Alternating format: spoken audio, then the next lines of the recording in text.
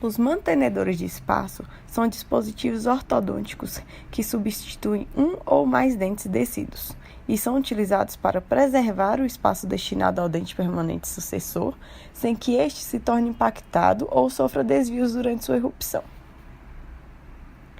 Estes aparelhos, independente do desenho escolhido, devem ser o mais adequado possível ao caso.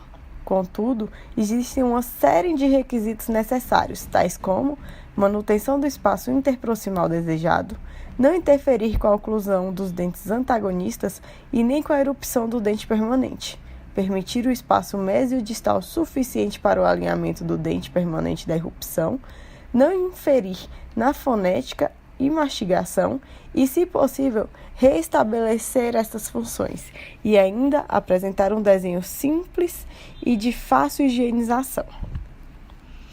Os mantenedores de espaço são classificados quanto à sua funcionalidade, funcionais e não funcionais, e quanto à sua fixação, fixos ou removíveis.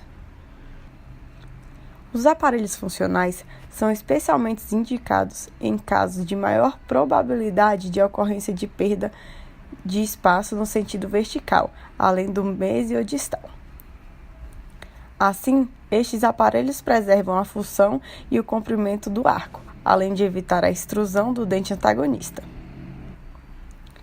Os aparelhos não funcionais não possuem dentes e, desta maneira, não são estéticos, não devolvem a função mastigatória nem previnem a extrusão de dentes antagonistas.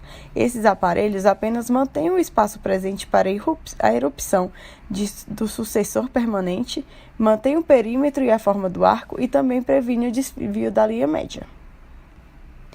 Durante as fases de dentadura decídua e mista, a manutenção do comprimento do arco dentário e do espaço disponível para a erupção dos dentes permanentes são fatores de grande importância na prevenção das más oclusões e da perda do comprimento do arco.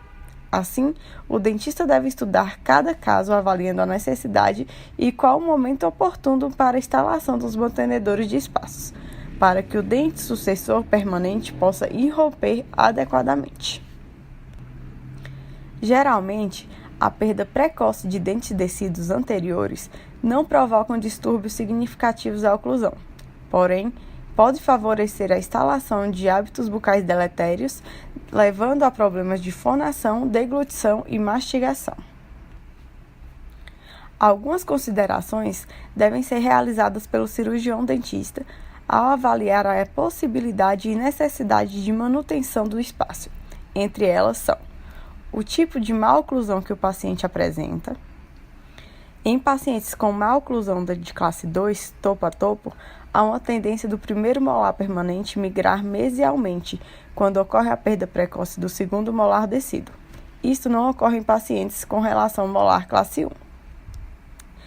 Nas más oclusões de classe 2, o hábito de interposição do lábio inferior exerce uma pressão em direção lingual sobre os incisivos inferiores e uma força direcionada labialmente nos incisivos superiores, o que torna a perda precoce mais prejudicial, pois esse hábito pode levar à inclinação lingual dos dentes inferiores e o espaço da erupção de premolares torna-se reduzido.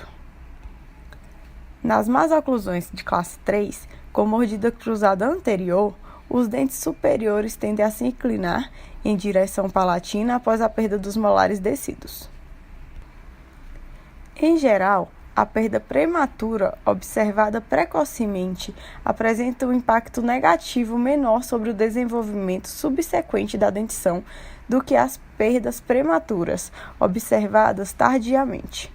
Se houver possibilidade de fechamento do espaço, esta ocorrerá nos primeiros 6 meses após a perda. Em alguns casos, pode-se confeccionar um aparelho antes de extrair o dente e instalá-lo na mesma consulta da extração. Independente do quanto o aparelho for instalado, o planejamento para a manutenção do espaço deve ser realizado antes de extrair o dente. Quando um dente descido é perdido antes do sucessor alcançar o estágio 6 de Nola, isto é, estar com a formação coronária completa e a formação radicular já iniciada, o osso provavelmente será reposto em cima do dente permanente, retardando sua erupção. Se o grau de formação do dente subjacente estiver no estágio 6 de Nola, sua erupção pode ser acelerada, diminuindo o risco de perda do espaço no arco. O cirurgião dentista deve observar a relação entre o desenvolvimento e a erupção dos dentes adjacentes ao dente descido perdido precocemente. Por exemplo, se um segundo molar descido foi extraído precocemente e o segundo molar permanente estiver em estágio de risogênese mais avançada que o segundo premolar, haverá possibilidade do segundo molar exercer uma força sobre o primeiro molar permanente, causando sua migração mesial, ocupando parte do espaço requerido pelo segundo premolar. Em casos de ausência congênita do sucessor permanente, o cirurgião dentista deve decidir juntamente com os outros profissionais e responsáveis pela criança se é preferível manter o espaço por um longo período até que uma prótese ou implante possa ser colocado ou permitir que o espaço se feche.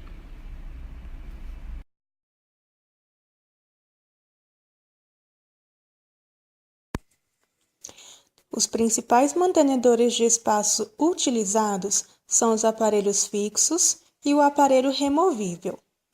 Dos aparelhos fixos, é utilizado a banda alça, que é um aparelho que está indicado para os casos em que o espaço da perda precoce não é muito extenso, principalmente perda unilateral de primeiro e segundo molar decíduo, com primeiro molar permanente presente e íntegro, no qual se faz a adaptação da banda ortodôntica que sustentará o aparelho. Outro aparelho utilizado é a coroa alça. Este aparelho está indicado em casos de ausência do primeiro molar decíduo, tanto na maxila quanto na mandíbula, quando a coroa do dente pilar necessita de reconstrução extensa ou o dente apresenta tratamento pulpar, havendo a indicação de coroa metálica do mesmo. Ele está contraindicado nos casos de perda de dimensão vertical com insuficiente espaço protético e em pacientes com higiene oral deficiente. Temos também o arco lingual de Nance. O arco lingual é um aparelho mantenedor de espaço fixo, constituído de um arco passivo que tangencia a face lingual dos incisivos inferiores na altura dos terços cervicais e tem como função manter o espaço entre os primeiros molares permanentes e os incisivos permanentes mandibulares, mantendo o perímetro do arco, sua forma estabilizada, o espaço presente para erupção dos dentes permanentes e a linha média constante. Suas extremidades são soldadas na face lingual de bandas instaladas nos primeiros molares permanentes inferiores. Este mantenedor de espaço é indicado em caso de perdas prematuras unilaterais ou bilaterais, de molares decíduos ou quando houver a perda precoce de caninos decíduos, com melhor aplicabilidade quando os primeiros molares permanentes já estiverem irrompidos. O botão palatino de Nance é um aparelho constituído de bandas para os molares permanentes, conectadas por um arco palatino soldado e um acrílico anterior, que assenta diretamente sobre as rugas palatinas para suporte na mucosa. Este aparelho está indicado em casos de perdas múltiplas e bilaterais de molares decíduos superiores, com a presença do primeiro molar permanente, que necessita ser mantido no local onde irrompeu, evitando migração mesial de molares permanentes, mantendo o espaço de caninos, pré-molares ou para o alinhamento de incisivos apinhados. O aparelho tipo botão Nance modificado é um aparelho fixado por bandas nos molares e apresenta uma extensão na região anterior com término em bandas onduladas, fio 0,9 mm, onde serão fixados os dentes de estoque. O aparelho funciona como mantenedor de espaço passivo, com função específica de manutenção do comprimento do arco dentário, impedindo, assim, a lingualização da bateria incisiva e a mesialização dos dentes posteriores. Dentro dos aparelhos removíveis, temos a placa de Hawley modificada. Ele é indicado nos casos de perda múltiplas de dentes decíduos, bilaterais e ou dentes descidos anteriores. Constituído por dentes pré-fabricados em acrílico, este aparelho é considerado um mantenedor de espaço funcional e tem como vantagem recuperar não só a função, como também a estética do paciente.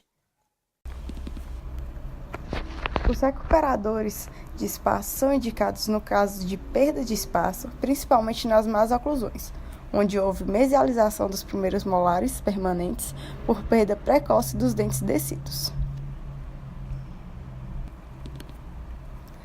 Os aparelhos recuperadores devem seguir alguns princípios básicos.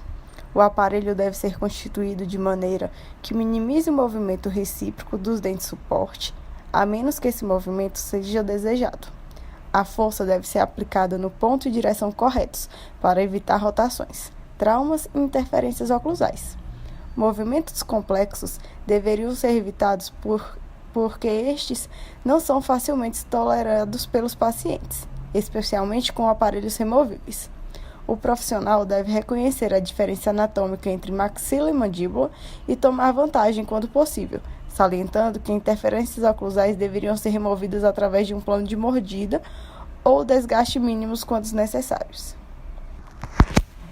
Recuperadores de espaços removíveis temos a mola simples, que é indicado para recuperar espaço nas regiões anteriores, posteriores, superior e inferior. A ativação é realizada no helicoide e deve ser de aproximadamente metade da face incisal do dente correspondente a cada 15 ou 21 dias, até se obter o espaço desejado, ou a mola de Benach, que é indicado quando as regiões posteriores, superior ou inferior, devido ao diâmetro do fio, está restrita. A ativação não deve ultrapassar a metade do diâmetro mesiodistal do dente em questão, com controle de 15 a 21 dias, até se obter o espaço desejado. E pode ser utilizado o aparelho fixo, que é indicado nos casos que necessitam de um movimento maior do dente e para pacientes não colaboradores com aparelho removível. Temos, por exemplo, a mola de secção aberta, que é indicada para as regiões anteriores e posterior, pois é um tipo de ancoragem intrabucal, intramaxilar e recíproca.